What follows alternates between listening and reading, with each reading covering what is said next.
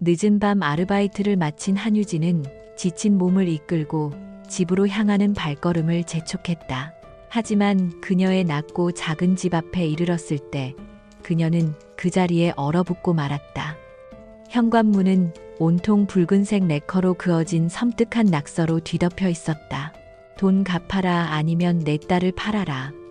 그 문구는 마치 피처럼 흘러내리며 그녀의 마지막 남은 희망마저 집어삼키려는 듯했다. 그녀의 심장이 차갑게 내려앉았다. 집 안으로 들어서자 부모님은 공포에 질려 하얗게 뜬 얼굴로 그녀를 맞았다. 사채업자들이 이미 한바탕 집을 뒤집어 놓고 간 후였다. 유진은 울음을 터뜨리는 대신 입술을 깨물었다. 그녀의 눈에는 눈물 대신 차가운 분노와 단단한 결의가 맺혔다. 그녀는 두려움에 떠는 부모님을 안심시키며 자신이 모든 것을 해결하겠다고, 반드시 해결하고 말겠다고 나지막이 약속했다.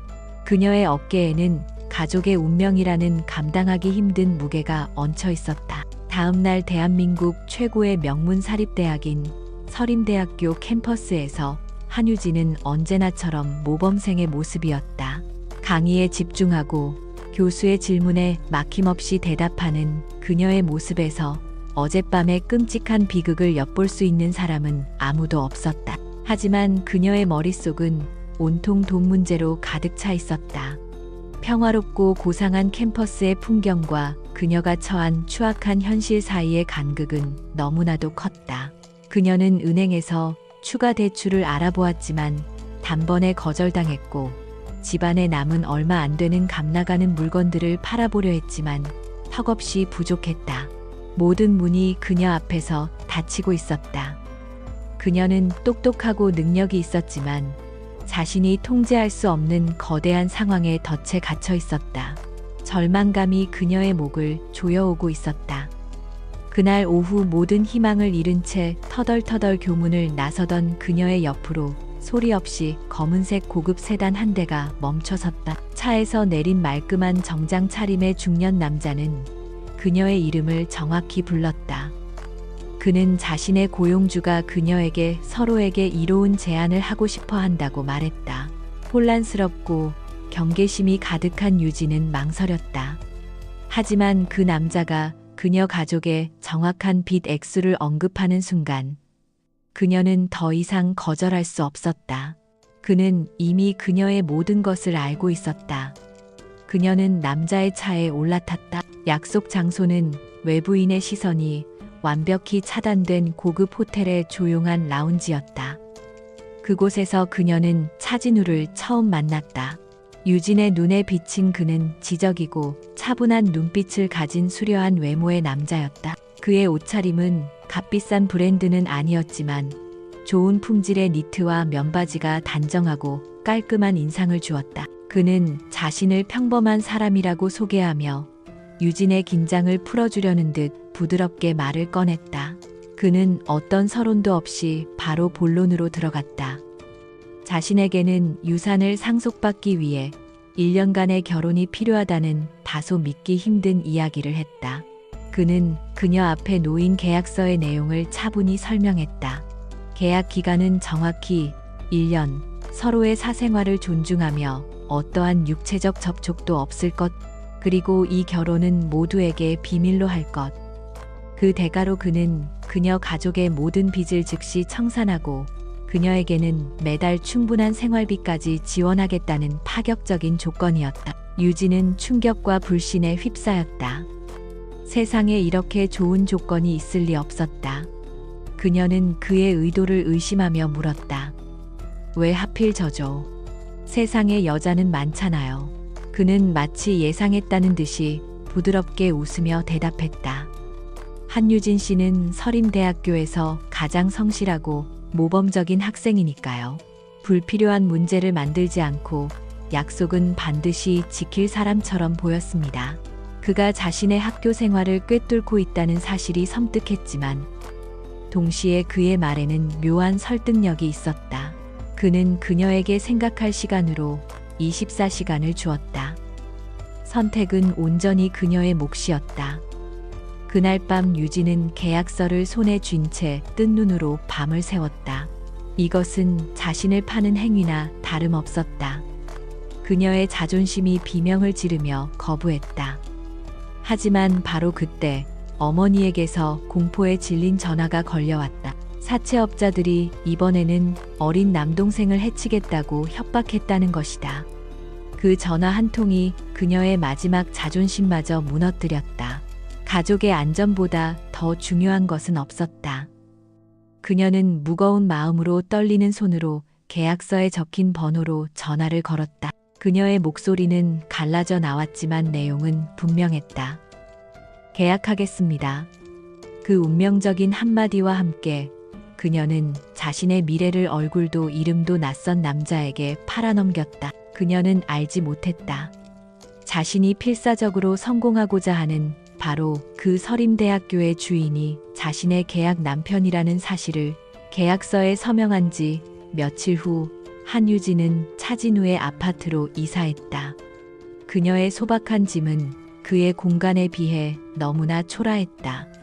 그녀는 거액의 빚을 단번에 갚아줄 남자의 집이니 으리으리한 저택일 것이라 막연히 예상했지만 그녀를 맞이한 것은 조용한 동네에 위치한 평범한 아파트였다. 사치품 대신 책이 가득한 지극히 미니멀하고 깔끔한 공간은 그의 가난하지만 지적인 이미지를 더욱 공고히 했다. 차진우는 집안의 규칙을 차분하게 설명했다. 각자의 침실을 사용하고 공용 공간은 깨끗하게 유지하며 서로의 사적인 질문은 하지 않는다. 그는 예의 바르지만 거리를 두었고 그들의 관계가 철저한 비즈니스임을 분명히 했다. 그들의 어색한 동거는 그렇게 시작되었다. 마치 같은 공간을 쓰는 낯선 하우스메이트처럼 그들은 복도에서 마주쳐도 어색한 목례만 나눌 뿐이었다. 그는 대부분의 시간을 서재에서 보냈고 그녀는 오직 학업에만 몰두했다. 새 학기가 시작되고 유진은 가장 좋아하는 현대 문학 비평 강의실에 앉아 있었다. 그런데 갑자기 담당 교수가 안식년을 갖게 되었다는 공지가 떴고 곧이어 대체할 시간 강사가 문을 열고 들어왔다. 강의실 안으로 들어선 사람은 바로 차진우였다. 집에서처럼 단정한 니트 차림이었지만 교단 위에 선 그는 학생들을 압도하는 조용한 카리스마와 지성을 뿜어내고 있었다. 유진은 그 자리에 그대로 얼어붙었다. 머릿속이 하얗게 비어버렸다. 매일 밤 같은 지붕 아래에서 지내는 계약 남편이 자신의 담당 교수가 되다니 이 터무니없는 상황이 믿기지 않았다. 진우의 시선이 강의실을 훑다 잠시 그녀와 마주쳤지만 그의 얼굴에는 어떤 동요도 없었다. 그는 완벽한 타인의 얼굴로 자신을 차진우 강사라고 소개했다. 학생들, 특히 여학생들은 그의 수려한 외모와 지적인 분위기에 순식간에 매료되었다. 그의 강의는 놀라울 정도로 훌륭했다. 그는 단순히 지식을 나열하는 것이 아니라 문학 작품에 생명을 불어넣어 학생들을 이야기 속으로 끌어들였다. 하지만 유진은 강의에 전혀 집중할 수 없었다. 혹시 누가 알까, 누가 눈치채지는 않을까? 그의 모든 시선, 모든 질문이 마치 자신에게만 향하는 것 같아 심장이 터질 듯이 뛰었다. 평범했던 강의실은 이제 그녀에게 비밀을 지켜야 하는 아슬아슬한 무대가 되어버렸다. 그날 저녁 아파트로 돌아온 그녀는 문을 열고 들어서는 그를 보자마자 쏘아붙였다. 그녀의 목소리는 분노로 가늘게 떨리고 있었다. 이게 어떻게 된 일이죠? 왜 하필 제 담당 교수님이 된 거예요? 전부 계획이었나요? 그녀는 배신감과 함께 자신이 완전히 바보가 된 기분이었다. 하지만 그는 너무나도 침착했다. 그는 재킷을 벗으며 마치 아무렇지 않은 일이라는 듯이 대답했다. 우연의 일치요. 서림대학교에서 시간 강사 자리가 났고 마침 조건이 맞아서 지원했을 뿐이요. 당신이 내 수업을 들을 줄은 나도 몰랐소. 그의 대답은 너무나 논리적이어서 반박할 수 없었다. 그는 계약서의 비밀 유지 조항을 상기시켰다. 명심하도록. 학교에서 우린 그저 교수와 학생일 뿐이요. 절대 그 이상도 이하도 아니니 쓸데없는 오해를 살 행동은 삼가시오. 그의 냉정한 태도에 유진은 더 이상 아무 말도 할 수 없었다. 그녀는 자신의 방으로 돌아와 책상에 앉았다. 하지만 벽 너머 서재에서 들려오는 그의 작은 움직임 하나하나에 모든 신경이 곤두섰다. 그녀의 사적인 삶과 학교 생활을 나누던 명확한 경계선이 완전히 무너져 내렸다.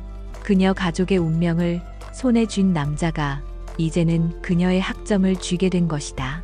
그녀의 1년간의 계약 생활은 이제 예측할 수 없는 방향으로 훨씬 더 복잡하고 위험하게 흘러가기 시작했다. 시간이 흐르면서 한유진은 아슬아슬한 이중 생활에 점차 익숙해져 갔다. 강의실에서 차진우는 완벽한 교수였고 그녀는 완벽한 학생이었다. 그녀의 날카로운 분석과 통찰력 있는 발표는 종종 진우 자신마저 놀라게 할 정도였다. 두 사람 사이에는 누구도 끼어들 수 없는 지적인 교감이 형성되었고 이는 자연스럽게 다른 학생들의 주목을 끌었다. 특히 잘생긴 차 강사에게 호감을 품고 있던 부유한 집안의 딸 최수아는 유진을 노골적으로 질투하고 괴롭히기 시작했다. 최수아는 유진이 좋은 학점을 받기 위해 차 강사를 유혹한다는 악의적인 소문을 퍼뜨렸다. 유진은 묵묵히 견뎌냈지만 복도를 지날 때마다 느껴지는 수군거림과 따가운 시선은 그녀를 힘들게 했다. 그럼에도 불구하고 그녀는 흔들리지 않았다. 그녀에게는 공부가 이 지긋지긋한 현실을 탈출할 유일한 무기였기 때문이다. 그녀는 오직 자신의 실력으로 모든 편견을 이겨내야만 했다. 한편 서림대학교 행정동의 호화로운 이사장실에서 김영민 이사는 자신의 권력에 심취해 있었다. 그는 탐욕스럽고 오만한 인물로 학교를 자신의 왕국처럼 여기고 있었다. 그는 장학금 수혜자 명단을 훑어보다 한유진의 이름에서 멈칫했다. 그가 관리하는 재단에서 전액 장학금을 받는 우수한 학생. 그는 그녀를 학생이 아닌 자신이 언제든 이용할 수 있는 장기말로 보았다. 또한 새로운 시간 강사 차진우에 대해서는 코웃음 쳤다. 그에게 있어 그런 미미한 존재는 자신의 계획에 방해가 되면 언제든 치워버릴 수 있는 하찮은 파리에 불과했다. 자신의 힘을 시험해보고 싶었던 김 이사는 장학금 재심사라는 명목으로 유진을 자신의 사무실로 호출했다. 그는 위압적인 태도로 그녀의 장학금이 결코 영원하지 않음을 암시하며 은근한 협박을 가했다. 그는 그녀가 자신의 개인적인 행사에 동원되거나 다른 교수들의 동향을 보고하는 등의 성애를 보여야 한다고 말했다. 그는 그녀를 자신의 꼭두각시로 만들려 했다. 하지만 강한 도덕심을 가진 유진은 그의 추악한 제안을 정중하지만 단호하게 거절했다. 모욕감을 느낀 김 이사는 그녀에게 반드시 대가를 치르게 될 것이라고 경고했다. 그날 밤 집으로 돌아온 유진은 착잡한 마음에 잠을 이루지 못했다. 진우는 그녀의 어두운 표정을 눈치챘지만 사적인 질문 금지라는 규칙 때문에 직접적으로 묻지 않았다. 대신 다음 날 강의에서 그는 마치 우연인 것처럼 권력의 남용과 조직의 부패를 다룬 문학 작품을 주제로 삼았다. 그의 강의는 김 이사 같은 인물에 대한 날카로운 비판이었고 유진에게는 큰 위로와 힘이 되었다. 그것은 그가 자신의 정체를 드러내지 않고 그녀를 지지하는 그만의 방식이었다. 이후 진우는 자신의 비서인 박 실장을 통해 김 이사가 유진을 만났다는 사실을 보고받았다. 그의 표정이 차갑게 굳었다. 김 이사가 바로 자신이 학교에서 몰래 조사하고 있던 부패의 핵심 인물임을 확신하게 된 것이다. 유진을 향한 위협은 그의 조사를 더 이상 공적인 임무가 아닌 사적인 문제로 만들어버렸다. 진우는 강의실과 집에서 유진을 더욱 유심히 관찰하기 시작했다. 그는 그녀가 힘든 아르바이트와 학업을 병행하면서도 학교 내의 부당한 압력과 따돌림에 결코 굴하지 않는 모습을 보았다. 그는 그녀의 놀라운 회복력과 지성, 그리고 결코 타협하지 않는 올곧음에 깊은 감명을 받았다. 그녀는 더 이상 계약서 위의 이름이 아니었다. 존경할 만한 강인한 한 명의 여성이었다. 그의 마음에 차가운 의무감 대신 수년 만에 처음 느껴보는 따뜻한 감정이 싹트기 시작했다. 그는 자신도 모르게 그녀를 돕기 시작했다. 늦게 귀가하는 그녀를 위해 부엌 식탁 위에 따뜻한 차가 담긴 보온병을 놓아두거나 그녀가 걱정하던 도서관 연체료를 익명으로 대신 납부해주기도 했다. 어느 날 저녁 유진은 자신의 졸업 논문에 꼭 필요했던 희귀한 절판 도서를 자신이 늘 앉는 도서관 자리에 누군가 두고 간 것을 발견했다. 그녀는 그것이 어쩌면 그의 소행일지도 모른다고 생각했고 그 생각은 그녀를 혼란스럽게 만들었다. 그는 그저 차가운 계약 남편이자 엄격한 교수여야만 했다. 하지만 그의 작은 친절들은 그 이면에 다른 사람이 있음을 암시하고 있었다. 한유진의 단호한 거절에 분노한 김영민 이사는 그녀를 본보기로 삼아 짓밟아 버리기로 결심했다. 그는 유진이 수강하는 다른 전공 과목의 나이든 교수를 자신의 사무실로 불러 압력을 넣었다.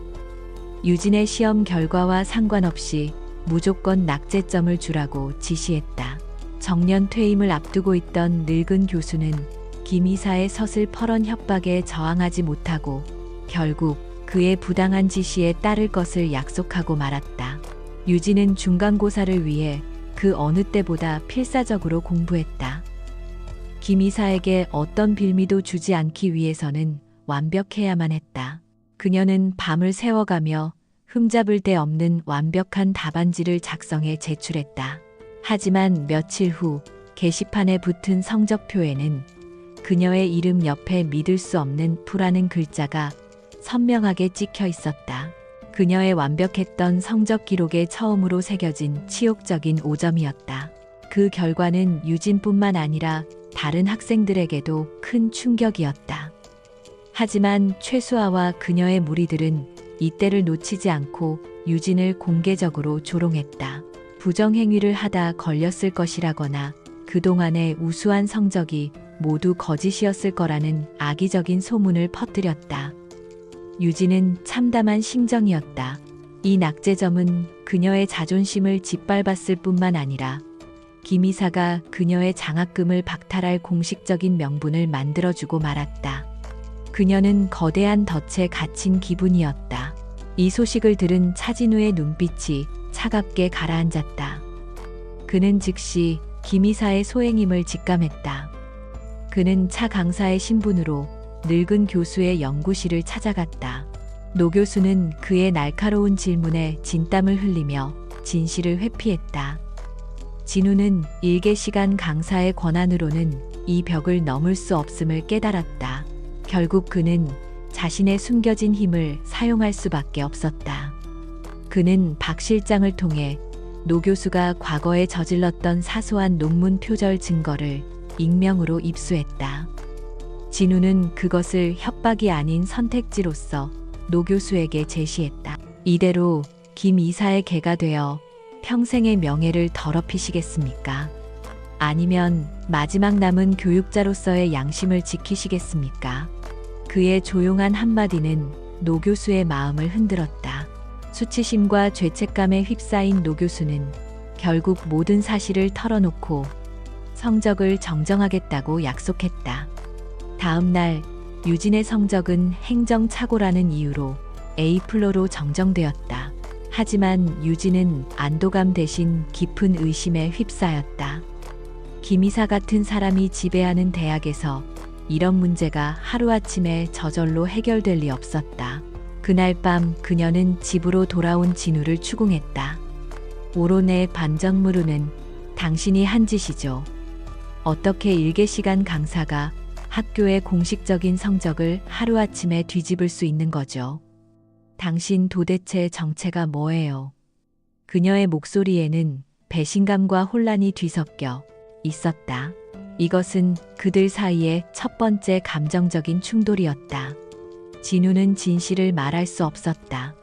그저 교수를 논리적으로 설득했을 뿐이라고 둘러댔지만 유진은 믿지 않았다. 두 사람 사이에 놓인 비밀의 벽은 그 어느 때보다도 높아 보였다. 그날 밤 말다툼 끝에 각자의 방으로 들어간 후 진우는 죄책감에 휩싸였다. 그는 잠시 후 지친 모습으로 책상에 엎드려 있는 유진을 발견했다. 그는 처음으로 규칙을 어기고 그녀의 방문을 열었다. 그리고 나지막이 말했다. 힘들었겠군. 그는 모든 것을 말해줄 수는 없지만 한 가지만은 분명히 했다. 김이사 같은 사람들은 당신처럼 강하고 올바른 사람을 두려워하오. 그러니 지지 마시오. 당신은 혼자가 아니니까. 그의 서툰 위로는 어떤 해명보다도 강력했다. 유진은 고개를 들어 그를 바라보았다. 그녀는 처음으로 그들이 같은 편이라는 느낌을 받았다. 남편과 아내가 아닌 함께 싸우는 동지로서 그들 사이에 조용한 휴전이 찾아왔다. 당장의 위기는 넘겼지만 그의 정체에 대한 유진의 의심은 더욱 깊어졌다. 그리고 진우는 자신의 가난한 강사라는 위장이 그녀를 지키는데 오히려 방해가 되고 있음을 깨달았다. 그는 이제 더 빨리 움직여야만 했다. 그들의 관계는 비즈니스 계약을 넘어 공동의 적을 앞에 둔 위험한 파트너십으로 변해가고 있었다. 한유진을 향한 위협을 계기로 차진우의 비밀스러운 조사는 급물살을 타기 시작했다. 밤이 되면 그는 더 이상 온화한 시간 강사가 아니었다. 아파트의 서재 깊숙한 곳 방음 처리된 비밀 공간에서 그는 냉철하고 계산적인 서림 재단의 진짜 주인 차 회장으로 돌아왔다. 그는 박 실장과 함께 복잡한 재무 기록과 건설 설계도 그리고 비밀리에 녹음된 파일들을 분석하며 밤을 새웠다. 마침내 그들은 김영민 이사의 거대한 부패 사슬의 전모를 밝혀냈다. 김 이사는 곧 착공될 학교 도서관 신축 프로젝트를 명분으로 자신의 친척이 운영하는 유령 건설 회사를 통해 수십억 원의 재단 자금을 빼돌릴 계획을 세우고 있었다. 진우는 마침내 그를 끌어내릴 결정적인 증거를 손에 넣은 것이다. 하지만 그가 그물망을 좁혀오는 동안 김 이사 역시 압박감을 느끼기 시작했다. 진우가 교수의 호기심을 가장하여 던지는 날카로운 질문들은 김 이사의 공범들을 불안하게 만들었고 진우가 다른 이사를 통해 비밀리에 요청한 내부 감사는 그의 계획의 차질을 빚게 했다. 김 이사는 시간 강사 차진우가 자신이 생각했던 것보다 훨씬 더 성가시고 위험한 존재임을 깨달았다. 그는 아직 진우의 진짜 정체는 몰랐지만 도서관 프로젝트의 진실이 밝혀지기 전에 이 방해꾼을 영원히 제거해야 한다고 결심했다. 그는 이중의 공격을 계획했다. 첫 번째는 직업적인 매장이었다. 그는 최수아를 부추겨 차 강사가 성적을 빌미로 자신에게 부적절한 제안을 했다는 거짓 성희롱 고발을 하도록 사주했다. 하지만 진우에게는 완벽한 알리바이가 있었고 고발은 지지부진해졌다. 초조해진 김 이사는 결국 더 직접적인 방법을 택했다. 어느 늦은 밤 연구를 마치고 나오던 진우가 교내 주차장을 지날 때 검은색 차량 한 대가 갑자기 헤드라이트를 끈 채 그를 향해 맹렬한 속도로 돌진했다. 훈련된 몸놀림으로 진우는 차를 아슬아슬하게 피했지만 차체에 부딪힌 팔에 깊은 상처를 입고 바닥에 쓰러졌다. 그 순간 도서관에서 공부를 마치고 나오던 유진이 그 광경을 목격했다. 그녀는 비명을 지르며 그에게 달려갔고 차는 그대로 어둠 속으로 사라졌다. 그녀는 다친 진우를 부축했다. 피를 흘리는 그의 모습과 사라진 차를 노려보는 그의 차갑고 위험한 눈빛. 그것은 온화한 학자의 눈이 아니었다. 폭력에 익숙한 자의 섬뜩한 눈빛이었다. 유진의 의심은 이제 경악과 두려움으로 변했다. 이 남자는 정말 위험한 사람이었다. 아파트로 돌아오자마자 유진은 구급상자를 가져와 그의 상처를 직접 치료하기 시작했다.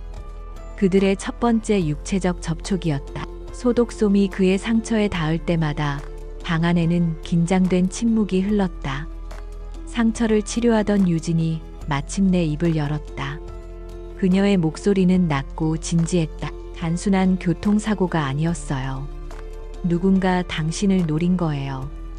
대체 누가 왜 당신을 해치려는 거죠? 당신 정체가 뭐예요?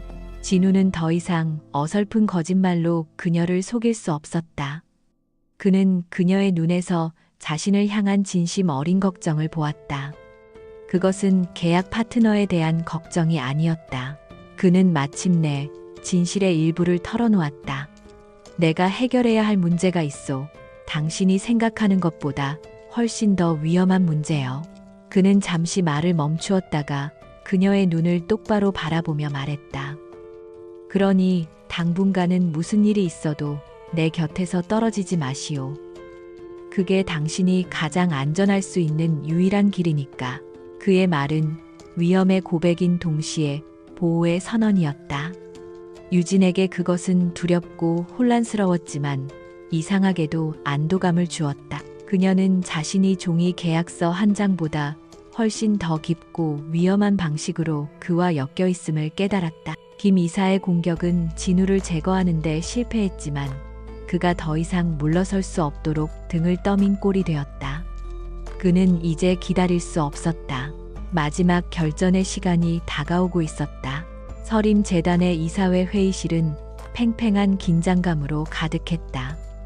김영민 이사는 자신의 무대 위 주인공처럼 자신만만한 태도로 긴급 이사회를 주재하고 있었다. 그는 복잡한 전문 용어와 조작된 데이터들을 늘어놓으며 자신이 추진하는 도서관 신축 프로젝트의 시급성을 역설했다. 그 프로젝트는 재단에 막대한 손실을 입히고 자신의 주머니를 채워줄 거대한 사기극이었지만 그는 회의실 안의 모든 사람들이 자신의 편이거나 혹은 자신에게 반대할 만큼 용감하지 않다고 믿었다. 주요 안건이었던 건설 프로젝트를 일사천리로 통과시킨 후 그는 마치 사소한 문제를 처리하는 것처럼 여유롭게 다음 안건을 꺼내 들었다. 바로 시간 강사 차진우 해고건이었다. 그는 최수아가 제출한 거짓 성희롱 진술서와 조작된 증거들을 제시하며 차진우가 서림대학교의 명예를 더럽힌 부도덕한 교육자라고 매도했다. 그는 이 기회에 자신의 권력을 과시하고 마지막 남은 성가신 장애물을 제거하려 했다. 이 사진의 일부는 그의 편이었고 나머지는 침묵했다. 그의 제안이 무난하게 통과될 것처럼 보였던 바로 그 순간 회의실의 육중한 이중문이 활짝 열렸다. 모든 이사들의 시선이 문으로 향했다. 그곳에는 차진우가 서 있었다.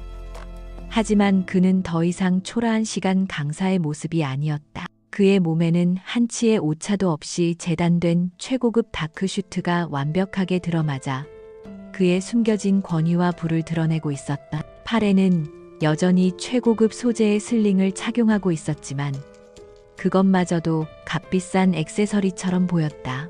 그의 등장은 회의실의 공기를 순식간에 바꾸어 놓았다. 이사들은 혼란에 빠졌고 김영민 이사의 얼굴은 경악과 불길한 예감으로 굳어졌다. 진우는 조금의 망설임도 없이 수년간 비어있던 거대하고 화려한 의자 바로 재단 회장의 자리로 걸어가 앉았다. 그의 곁에 있던 박 실장이 앞으로 나서 정중하지만 단호한 목소리로 말했다. 이사님들께 정식으로 소개해 드립니다. 서림재단의 창립자이신 구 차건영 회장님의 유일한 상속자이자 재단의 새로운 회장님 차진우 회장님이십니다. 회의실은 물을 끼얹은 듯 조용해졌다가 이내 걷잡을 수 없는 술렁임으로 가득 찼다. 하찮게 여겼던 시간 강사가 그들이 평생 고개 숙여 모셔야 할 재단의 주인이었다. 그 충격적인 진실 앞에서 모두가 할 말을 잃었다. 진우는 얼음처럼 차가운 눈으로 하얗게 질려 떨고 있는 김 이사를 똑바로 쏘아보았다. 김 이사, 내 해고 안건을 처리하기 전에 먼저 김 이사께서 그토록 열정적으로 추진하신 도서관 신축 프로젝트에 대한 긴급 감사 보고를 들어보지요. 그의 손짓에 따라 그의 법무팀이 회의실 전면에 거대한 스크린을 켰다. 방금 전까지 김 이사의 장밋빛 계획을 보여주던 화면은 이제 그의 모든 비리를 폭로하는 증거들로 가득 찼다.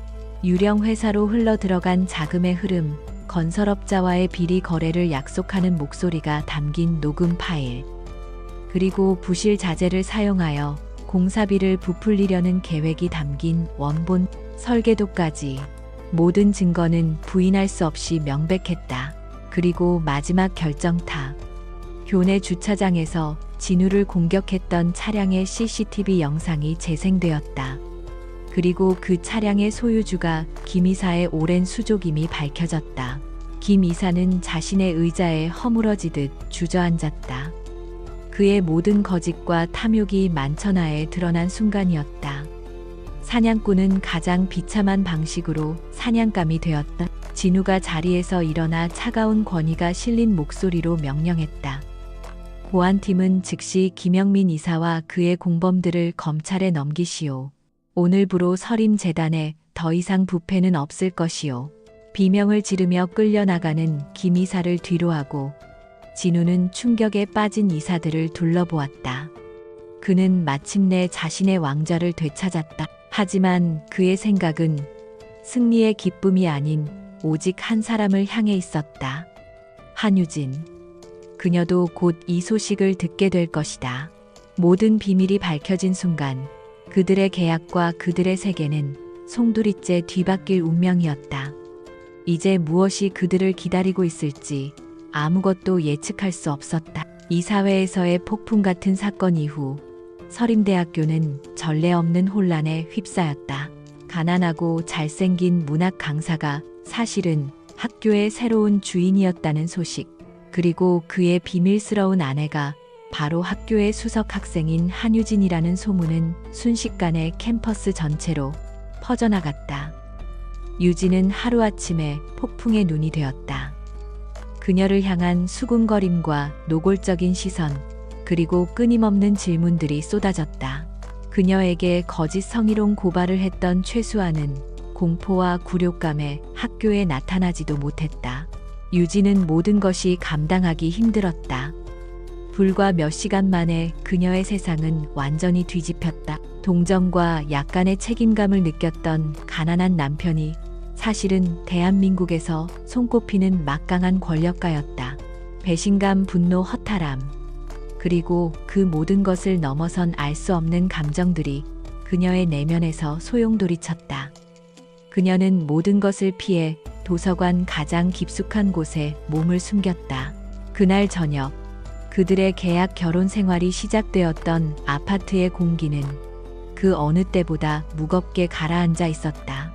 진우가 돌아왔을 때 유진은 거실 소파에 앉아 그를 기다리고 있었다.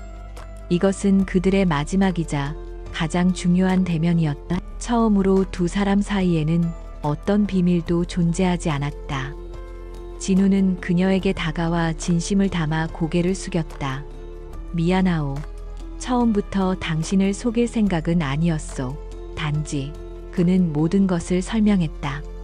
할아버지의 유언재단 내부의 부패에 대한 의심, 그리고 자신이 직접 잠입하여 조사를 할 수밖에 없었던 이유까지.